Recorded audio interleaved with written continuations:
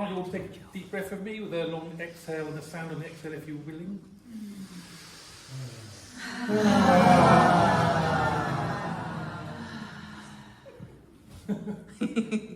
So, a big topic to cover. Only 12 minutes.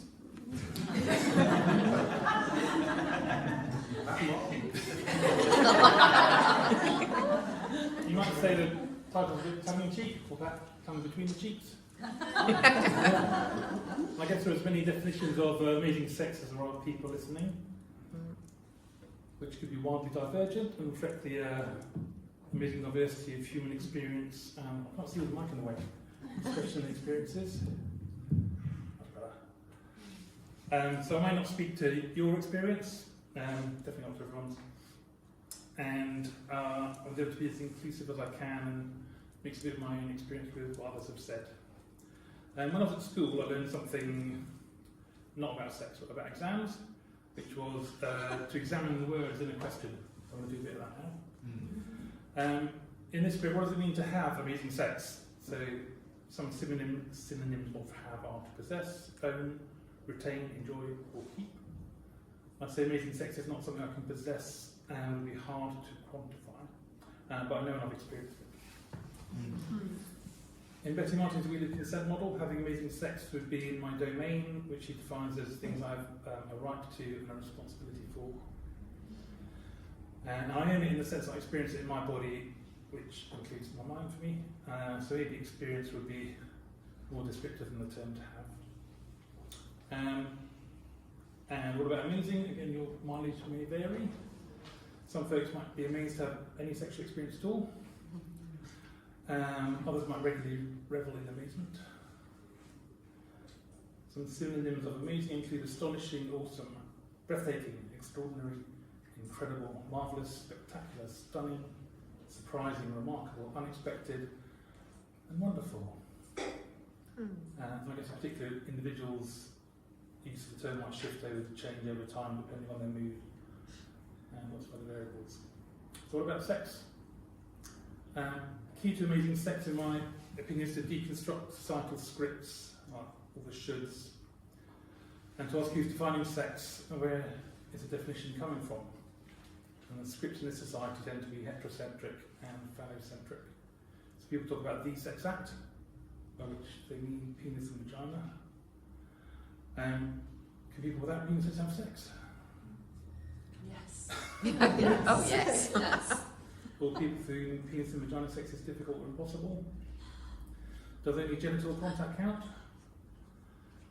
So thinking about sex more expansively could include a touch, a look, a thought, lead to more possibilities for pleasure and more possibilities for amazing sex. What are some reasons we have sex? This is from the good enough sex model. We want good enough sex. They've got reproduction right at the top there. So either side of that. The paper's not really as straight as I'm kind of painting it. They say that pleasure is as important as function and relaxation is the foundation of pleasure. And having variable, flexible sexual experiences and abandoning these for perfect performance is supportive of couples overcoming pressure, fears of failure and rejection. So that's pretty good. What are some reasons that you have sex? Something to do.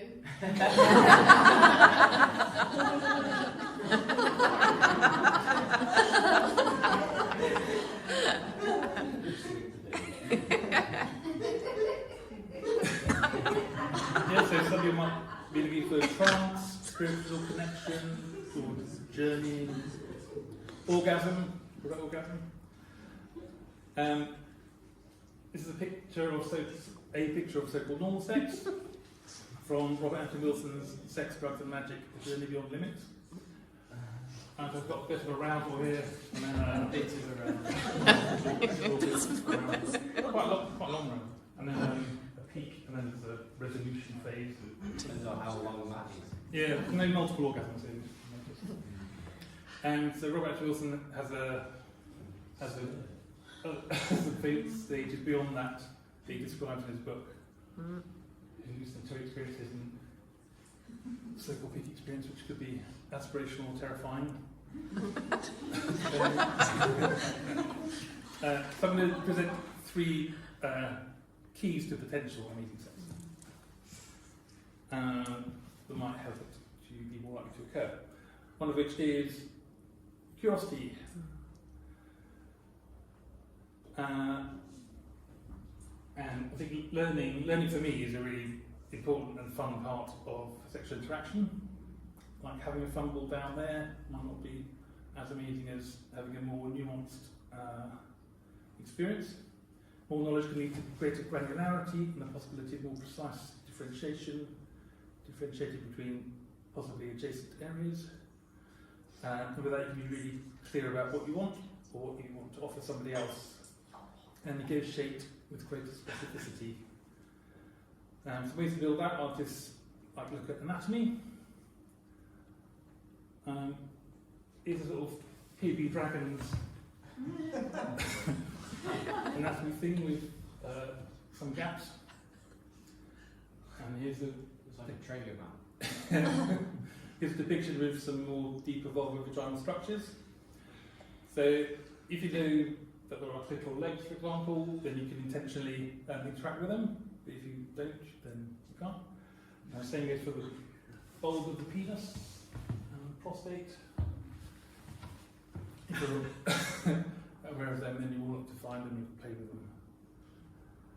So these pictures are depicted sort of general versions of genitals, and individual genitals may be very different. So there's a sort of a general. Most people fall in a particular area, and then there are massive variation between individuals.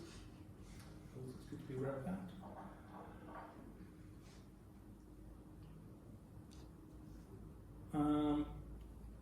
So that's for like sex characteristics, and then gender is also sort of bimodal. This is a picture depicting some variations. The author, Amanda Montanez, says the graphic shows a small cross-section of these conditions, she means intersex conditions, and the pathways they can follow. In additional layer of complexity, the gender with which a person identifies does not always align with the sex they're assigned at birth. They may not be wholly male or female, and the more we learn about gender and sex, the more these attributes appear to exist on the spectrum. That's a bit about anatomy. I think it's good to know about anatomy. Another way is to build the ability to interact sexually with greater specificity is to study physiology, which I think is super useful to know about oneself and others, both general and specific individuals. Like the different genital configurations can tend to have different arousal times. Which one's this? When I was growing up, my mum went through a radical feminist phase, and she had all these amazing books like Our Bodies, Ourselves, Nancy Friday's book of female fantasies, women's fantasies, about Erica John's Search for the Zipless Fuck and Fear of Flying, and read Kinsey like when I was 8 and onwards. And what I learned from that is that many women and many people are sexually unsatisfied in their relationships. So that had a big impact on my future development. And also, Kinsey said a lot of people who say they're straight have same-sex experiences and vice versa.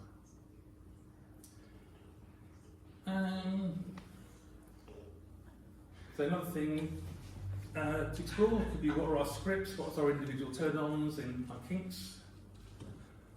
Jaya talks about erotic blueprints, and the erotic mind, Jack Morin talks about core erotic themes. So in that book he suggests people track their peak erotic experiences. To look at your individual styles and triggers, like does your arousal occur spontaneously or in response to something? Chapter study on our course, Donald Mosher proposed 3 arousal styles, distinguished by the focus of attention. One is partner engagement, which focuses mostly on personal interaction. And another one is self-entrancement, somatic or trance arousal, which focuses more on the individual's body as a source of pleasure. Person may look attached or passive, and that's what I'm really into, like erotic massage and navigating erotic trance states. Another one is role enactment arousal. There's three of them. And focusing on role play, fantasy, variety, and experimentation. So like BDSM, dressing up, playing with props. So it could be useful to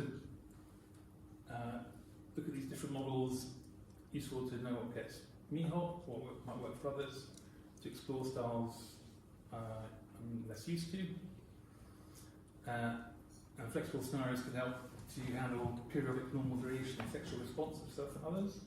And appreciating different arousal styles can help with adaptation and expanding the palette of available pleasures.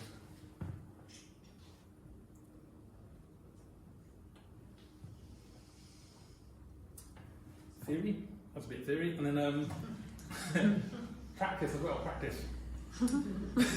if you always do what you always do, you'll probably get what you always got. So thinking back to amazing, meaning unusual or novel, epiphanies usually take us by surprise by doing something unusual or different. So can you guarantee amazing sex? Not always, right? But you can make it more likely to occur, I think, by practicing alone, with another, and or with others. Genital mapping is a sexological bodywork practice that builds granularity and differentiation, so you can make more specific requests. And on the CSB course, we talk about concerto space, which is like an orchestra playing, everyone's in time, everyone's in tune, everyone's doing the same thing and comes to a crescendo at the same time, versus practice space, where you might make mistakes, kind of jam, play with things, test things out. And sex is often seen as it should be a concert, that musicians practice more than they perform. So erotic experimentation benefits from being erotically creative without moral judgments and repercussions. It's good to expect and accept that it might seem boring at times if you define sex as something that has to work, or flow, not flow. Seeing sex as play and exploration can get away from the pressure for perfection performance. And might involve taking turns, like in the 3-minute game that Sean and I will be playing with the weekend. And moving away from the model of both people should be getting off equally at the same time, although that could totally happen too.